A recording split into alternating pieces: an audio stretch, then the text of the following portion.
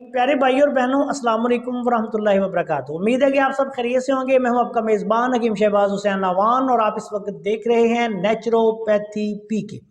آج کی اس مختصر ویڈیو میں آپ کی خدمت میں سوکڑا کے لیے، بچوں کا جو سوکڑا ہو جاتا ہے، چھوٹے چھوٹے بچے سوکھ کر کانٹا بن جاتے ہیں، ان کے لیے ایک انتہائی لاجواب اور آسان سا نسخہ بیان کرنے جا رہا ہوں۔ اس نسخہ میں آپ نے صرف 2 چیزیں لینی ہے۔ نمبر 1 اجوائن دیسی 50 گرام۔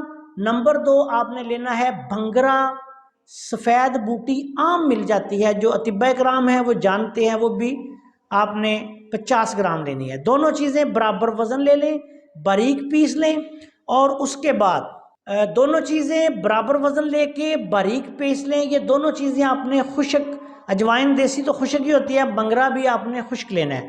تھوڑا سا پانی ملائیں، ماش کے دانے کے برابر گولیاں بنا لیں۔ ایک گولی دن میں 3 بار تھوڑے سے پانی میں حل کر کے بچے کو پلانا شروع کر دیں۔